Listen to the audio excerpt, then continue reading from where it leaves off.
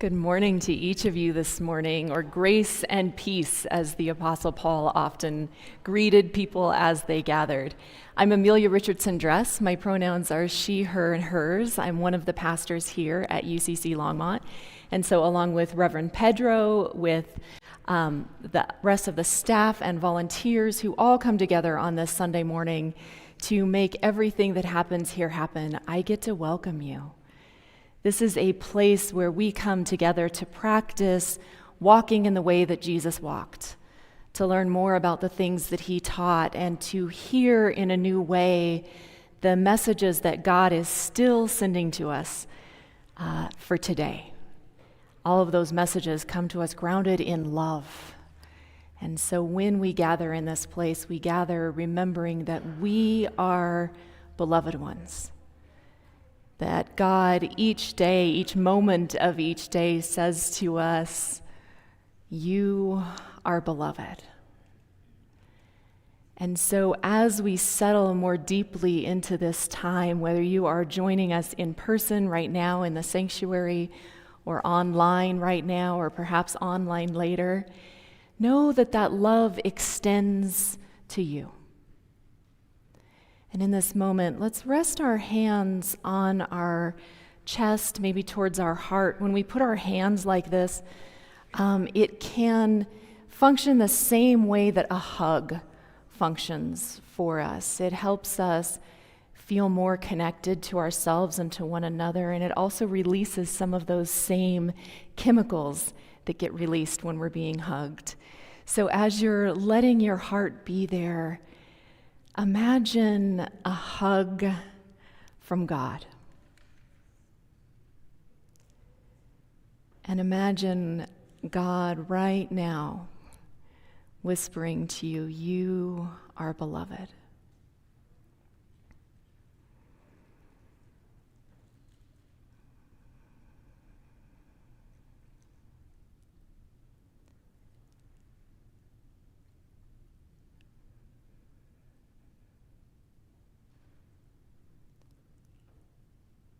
Learning to rest in that belovedness, to come back to it, perhaps when we're feeling triggered or tired or just a little bit grumpy, might be one of the most peaceful skills that we can cultivate, and it's worth doing because the world needs people of peace.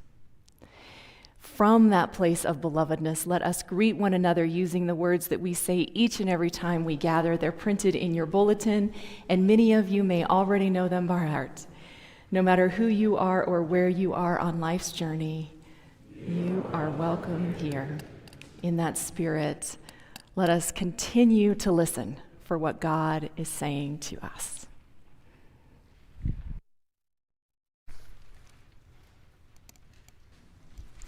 Let us rise in spirit and sing number 45 in our sing hymnal, Gather Us, O God.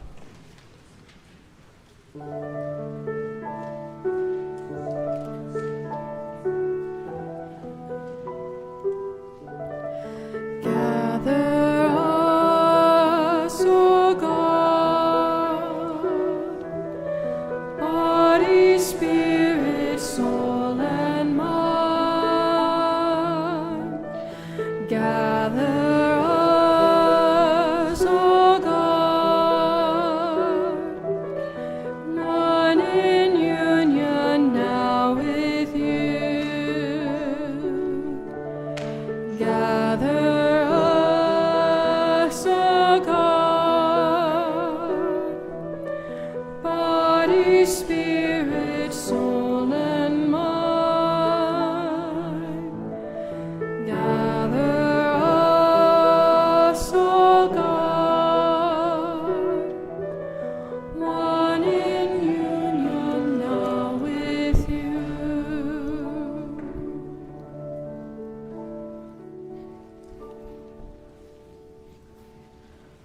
You may be seated.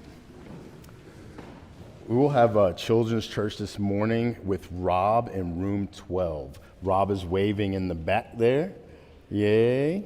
And the children will return at the end of the service.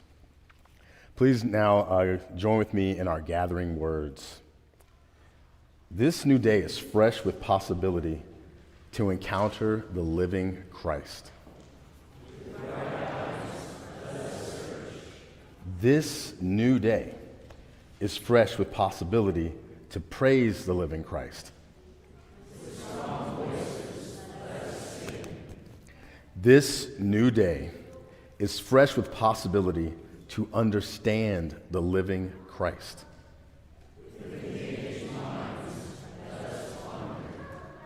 This new day is fresh with possibility to be moved by the living Christ.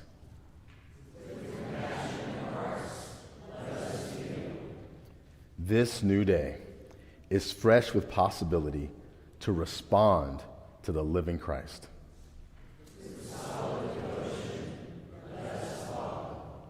This new day is fresh with possibility to serve the living Christ.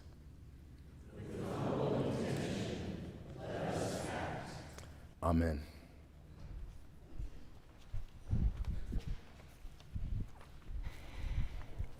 We are in a sermon series right now on questions Jesus asked. And today we are encountering a question that he asks as he is traveling on the road toward Jerusalem. This question comes to us from the Gospel of Mark. And I am reading from chapter 10, beginning at verse 46. Listen to hear the question. They came to Jericho. As Jesus and his disciples and a large crowd were leaving Jericho, Bartimaeus, which just means son of Timaeus, a blind beggar, was sitting by the roadside. When he heard that it was Jesus of Nazareth, he began to shout out and say, "Jesus, Son of David, have mercy on me." Many ordered him sternly to be quiet, but he cried out even more loudly, "Son of David, have mercy on me." Jesus stood still, and he said to the people around, "Call him here."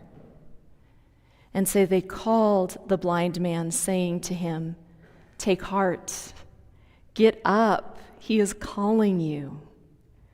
So throwing off his cloak, Bartimaeus sprang up and came to Jesus, and then Jesus said to him, "What do you want me to do for you?" The blind man said to him, "My teacher, let me see again."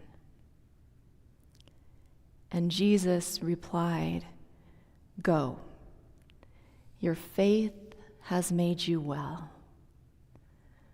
Immediately, Bartimaeus regained his sight and followed Jesus on the way.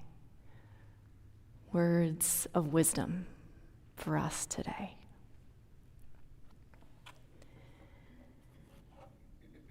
There is another story.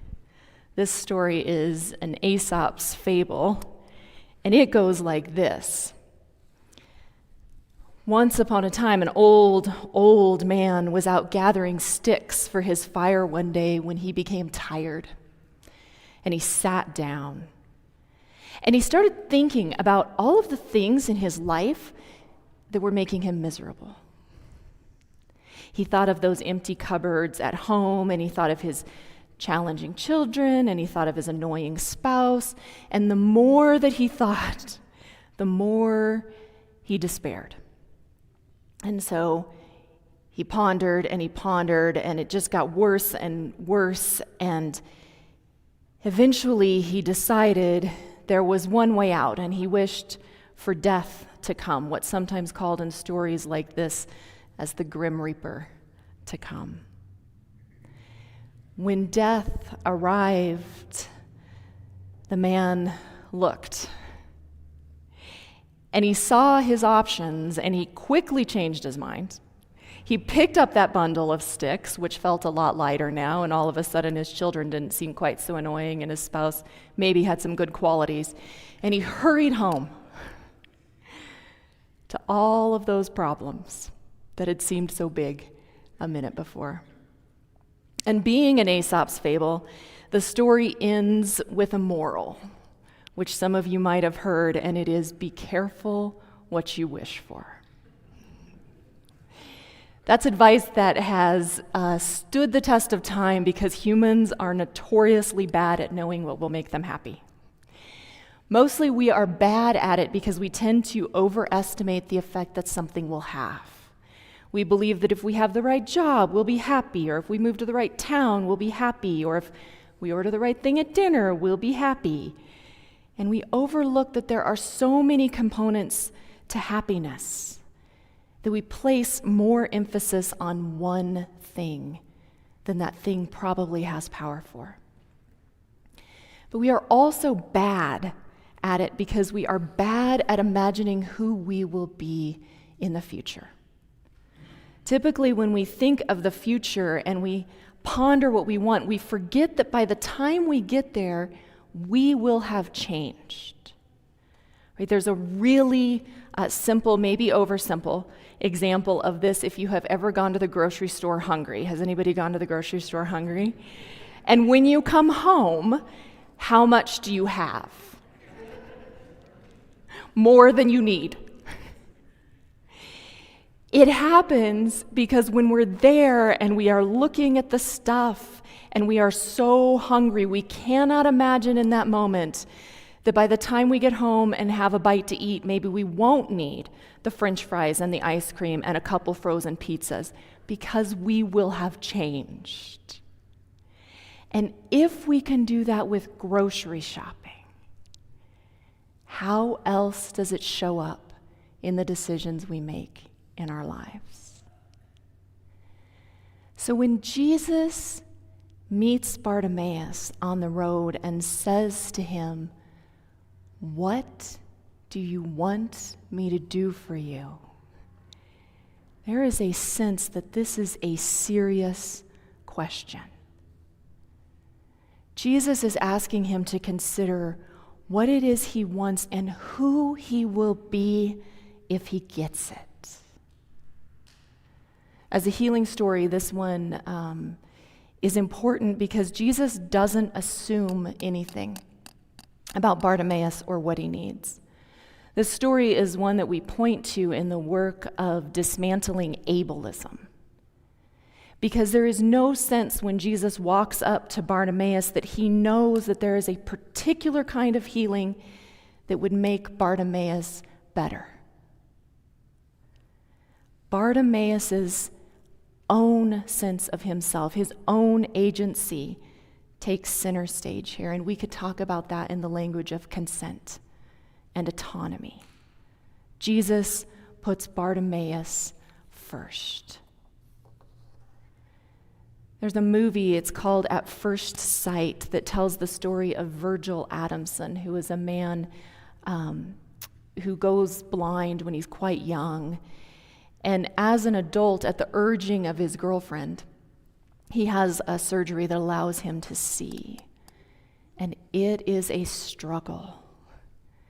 There's wonder in seeing color and shapes and people, but there is also the reality of learning to be in the world differently. Right? Virgil doesn't understand the expressions on people's faces. And so his relationship with his girlfriend gets tricky. Mirrors are confusing. And at one point he walks through a glass door because he doesn't know how to see through something solid. All in all, there is too much. There's too much color, there's too much emotion, there's too much uncertainty. And the movie works on the same levels that this Bible study story does about Bartimaeus. That sight is a metaphor for knowledge. Right? In our lives, if we are confused about something, maybe a math problem or a home improvement project, and we understand it, we say, "Oh, I see." Or when we feel really known, the way that Reverend Pedro talked about being known last week, we say, I feel seen. The idea of sight stands in for all kinds of ways that we know deeply. And so another way that we could talk about that is insight or wisdom. When our spiritual eyes get open, we see all kinds of things. We see injustices, we see wounds. We have the bittersweet pleasure of knowing that things change, that children grow, that we grow, that life moves on. And maybe we also see some things about ourselves. Right? We see our traumas and our triggers and our jealousies and our regrets, and maybe we see our pasts more clearly or something new about our futures. That kind of seeing is complicated and it takes courage. Be careful what you wish for, Aesop reminded us. This encounter with Bartimaeus isn't the first time that Jesus has asked someone what they want him to do for him. That's a question that Jesus moved through the world with, and he still moves through the world with. And we don't have to look very far to see another way that the story can go. Because just a little bit earlier in the journey, Jesus has asked two of his disciples the same question. And here's how that goes. Then James and John, the sons of Zebedee, came to him. Teacher, they said, we want you to do for us whatever we ask. What do you want me to do for you? He asked. And they replied, let one of us sit on your right and the other at your left in glory. You do not know what you are asking, Jesus said. Can you drink the cup I drink, or be baptized with the baptism I am baptized with? In other words, be careful what you wish for. We can, they answered. Same question, two different answers. For Bartimaeus, that deepest hope of his heart was wholeness. It was a kind of sight that allowed him new wisdom and a commitment to following Jesus. For James and John, at least in this moment, it was glory. All of them seemingly on this same road, this road to discipleship, but with very different goals. Sometimes it is worthwhile to pause on this Christian journey and ask ourselves, what is it we are hoping for out of this way of life? Right? And we see both possibilities playing out right in front of us, I think. I guess that a quick scroll through the news this morning would show plenty of examples of people who have placed their hope in the promise of glory while some others are just hoping for a little bit of healing. And we could even categorize them. We could divide into groups, and we could find a newspaper, and we could cut up the stories, and we could put all the people in a list according to their motivations, which would be really fun for a while. And then we'd eventually have to remember that the Bible works best as a mirror. Eavesdropping on these stories of others is only helpful to the extent that it helps us place ourselves. I said earlier that this story is a healing story, but it is also a call story. When Bartimaeus chooses to see, he chooses to see it all. He chooses to see suffering and possibility, and he sees other people who need healing, and maybe he sees people who don't even know that they need healing, and he sees people who won't take the healing when it's offered. And maybe as they continue on that road, he sees the people he can help, and that's inspirational. And he sees the people he can't, which is pretty hard. But all in all, he sees the hope that is found in following Jesus. We are all here because we have been given the vision. We also have been given the knowledge of how things are and how they could be. Right? We are here because we are struck by the possibility of following Jesus on this path and seeing where it takes us. And so the deal for us is that we keep seeing. That even when it feels like there is too much, too many emotions, too much uncertainty, too much humanness, we resist the urge to turn away. When we hear these conversations, when we hear James and John and then Bartimaeus answer the question, "What do you want me to do for you?" I think we see each of them in that moment taking stock of the world. We see them responding to the woundedness around them and the woundedness within them. We see them noticing that it is hard to walk around with our hearts wide open to everything. And so sometimes when we encounter that, we cope by closing ourselves off, right? We decide, that's it. From here on out, I'm looking out for number one, right? And in this worldview, number one is us. I want to sit at your right hand, Jesus. Right? That's just another way of saying, what's in it for me? Bartimaeus, on the other hand, faced with all of these same hopes and fears, says, what can I be about?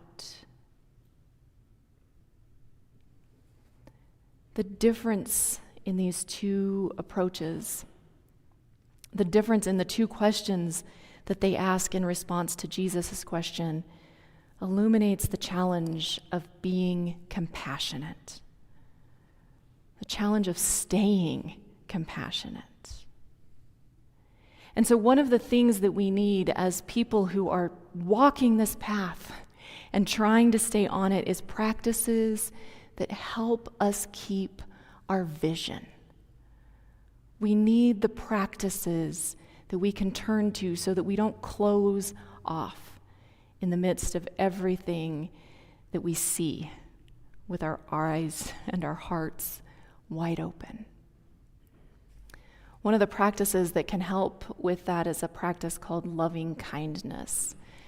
And it comes in its original form from the Buddhist tradition.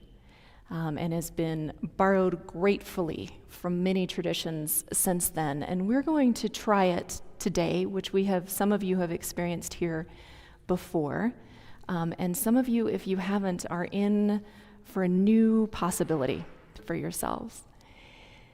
So take a moment and get comfortable wherever you are. If you are at home in this moment, this is one of those practices that can actually be really wonderful to do lying down. If you are here in the sanctuary and there's room in the pew beside you and you feel comfortable lying down, you are also welcome to take that option. And let's begin by returning that hand to our chest. And close your eyes, or you might just let them be soft in front of you if that's more comfortable. And imagine yourself in this moment sitting somewhere peaceful for you. You might take yourself to a quiet meadow or a peaceful lake. And notice here with your heart on your hand that this light is soft and it's gentle and that the sun is warming your skin just enough so that you are comfortable and you know you are loved. And as you rest in that feeling of safety and love, imagine somebody else who loves you.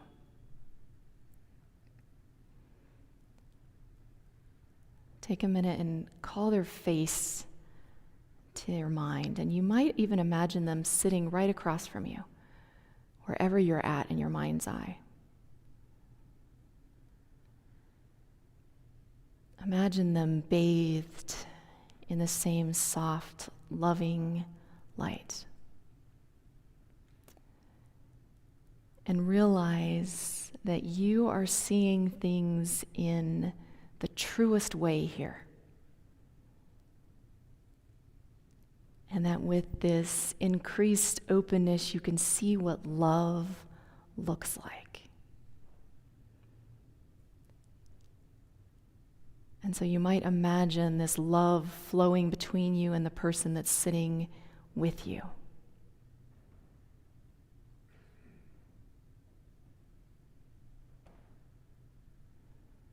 Let that create a loop of love, and know that this is someone who loves you just how you are, and that they want the very best for you.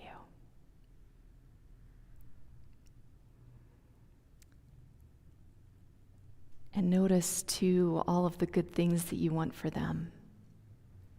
And let that feeling of love flow towards them.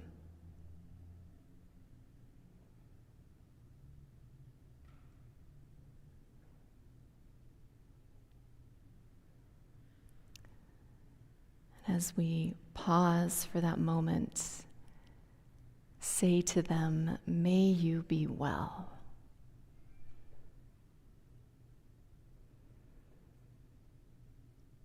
We're going to expand this circle of love now. So call to mind a stranger. It might be someone that you crossed paths with this week, or someone you saw at a stoplight on your way to church this morning. But let their face come to you the best that you can. And knowing that you are still held in that love of God and the love of someone who loves you, send love to this stranger. Sometimes it gets tricky to hold the love in two places. So remember, love doesn't diminish, it only expands. And loving this person doesn't take away from that connection that you held earlier with your friend or family member.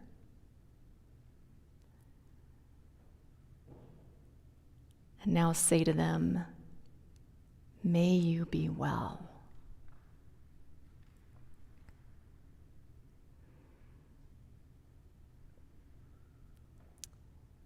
And then as we expand this circle of love one more time, call to mind someone who is difficult for you.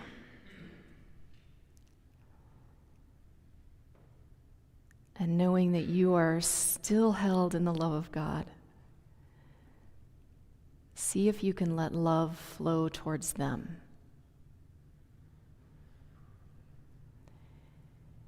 Sometimes there's a feeling of stuckness there, so if you need to go back to remembering the love you felt with your friend or family member, go back there. But then, holding the best you can the face of this person who is difficult for you, say to them, "May you be well."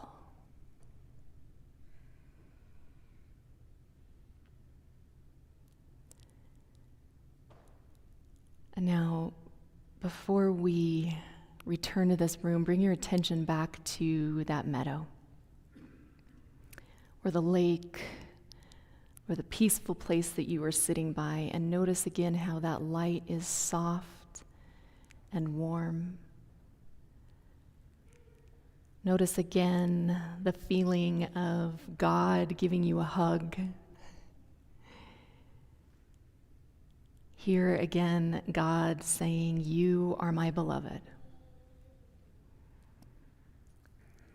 And say to yourself, "May you be well."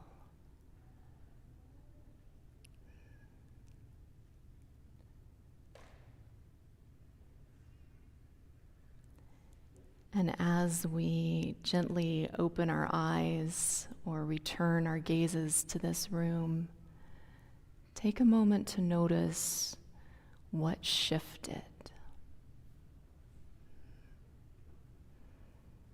This is a practice that can be returned to in all of those moments when it is hard to walk the way, and when the temptation is to close off or look out for ourselves. Friends, may you be well.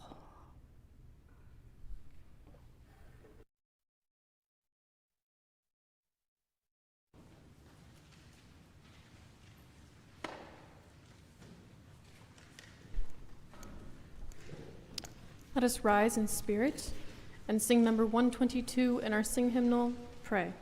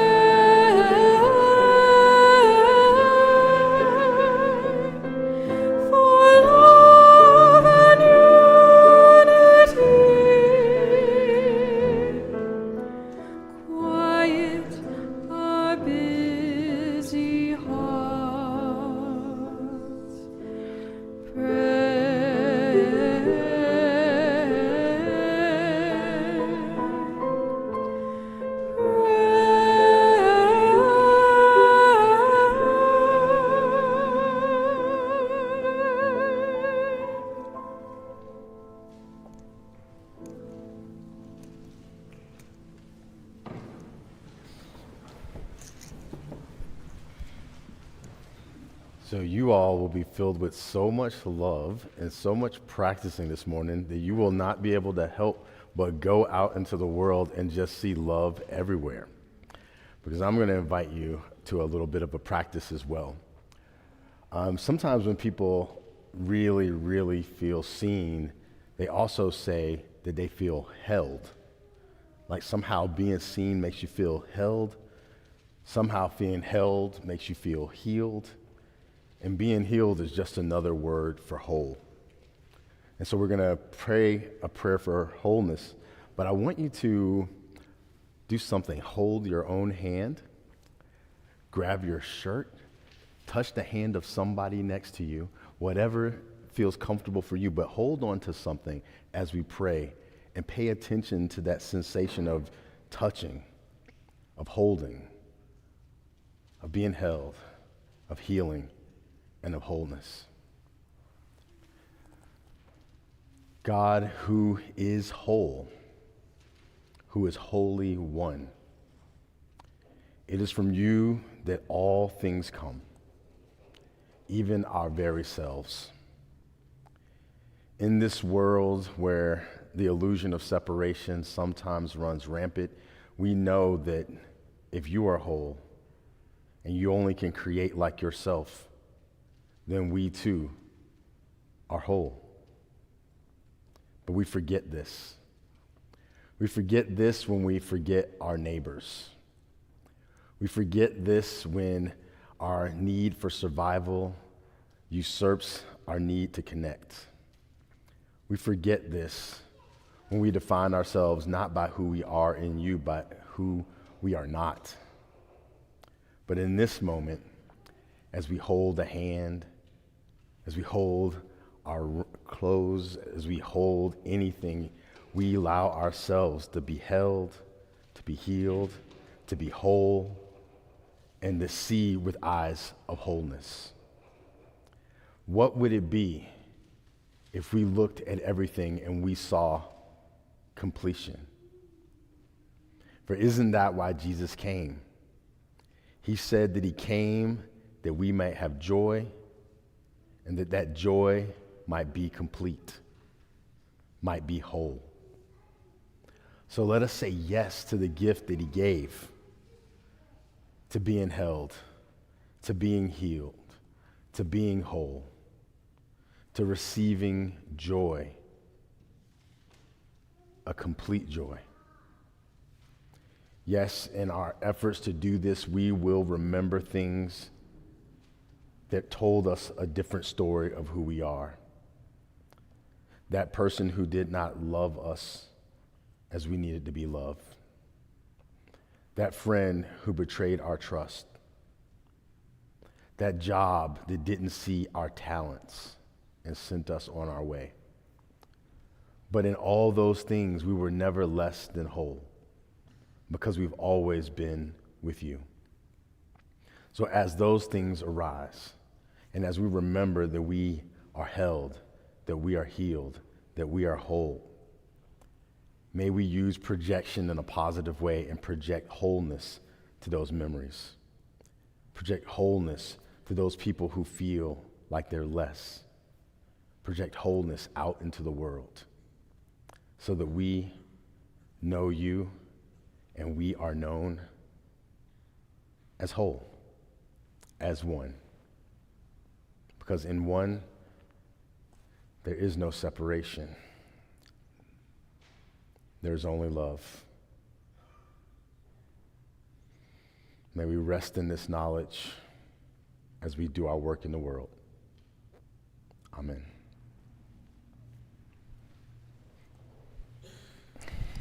When Jesus sent his disciples into the world, he told them to greet everybody they meet in peace. And another way we could think about that is to let the love that they knew overflow. So we have had several opportunities to experience God's love in a quieter way this morning, and now we are going to experience God's love overflowing in noise. And so I invite you to stand if that's comfortably able for you this morning, and to say, in an outside-ish voice, peace be with you. And we are going to say it first this direction, and then we'll turn. So ready? 1, 2, 3. Peace be with you. And we're going to turn this way. And we're going to direct that peace to whatever's out there in the world, and we're going to say, peace be with you. Peace be with you. And we are going to turn this way. Peace be with you. And last direction. Oh, you're all so good. You know which way to turn. Let's say it together.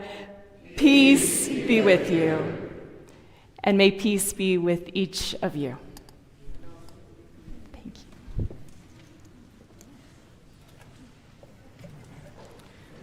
The piece that the choir will be singing today is called Bread of the World. I submitted the next week's information, so you get a little sneak peek as to what's to come.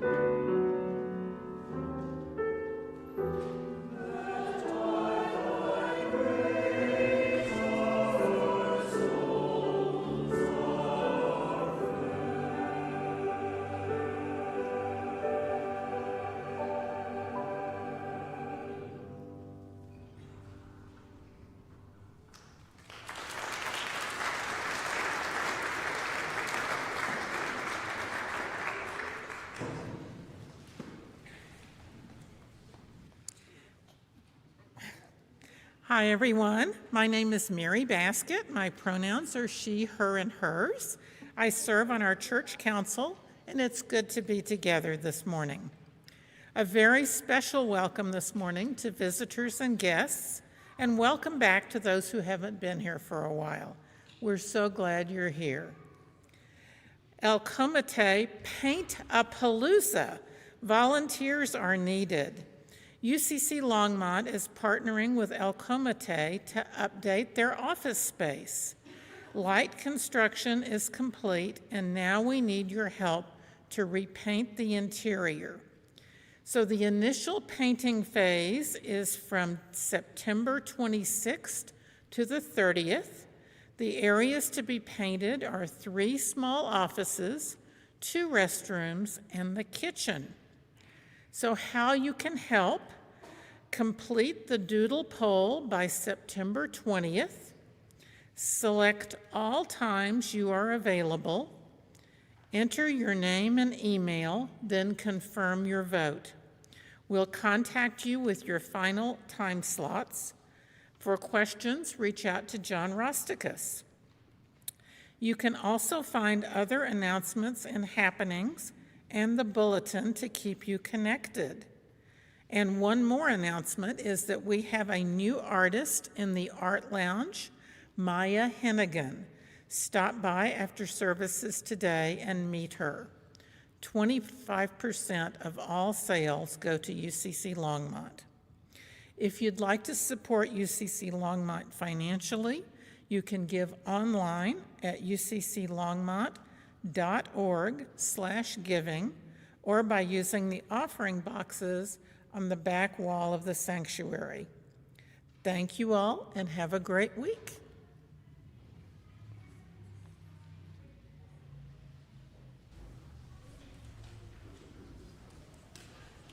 Let us rise in spirit and sing number 196 in our sing hymnal, Let It Shine.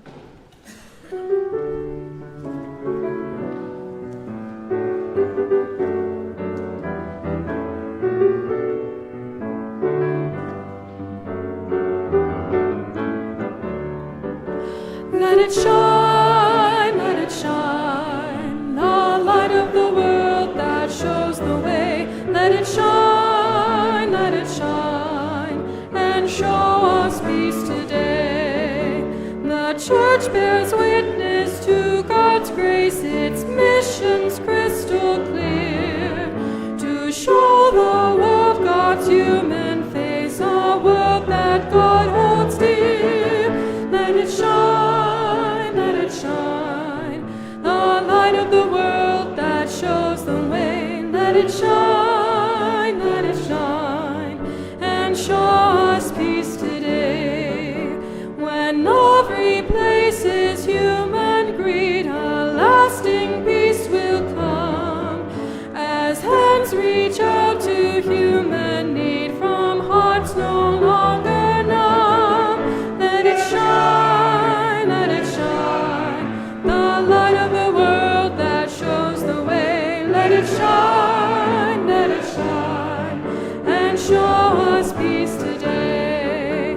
Now let us give ourselves to God within this war-torn world, and work till justice walks abroad with flags of peace unfurled. Let it shine, the light of the world that shows the way. Let it shine, and show us peace today.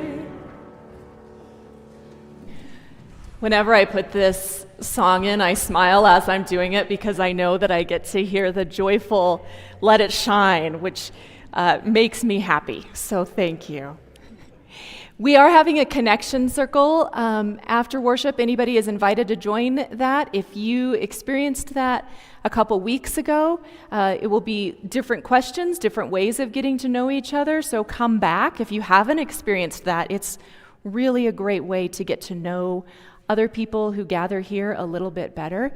We'll start at 11:15, just out here in Fireside. It's a guided conversation. It's short and very meaningful, so you all are invited to that. Friends, as you go out into the world, keep the vision you have been given. Hold on to your belovedness and call other people into their belovedness. And do not lose sight of the path that has been laid for you. If you're following the way and it becomes tricky, remember that the light of God surrounds you. The love of God enfolds you. The power of God protects you. The presence of God watches over you. And wherever you are, God is. Go in peace.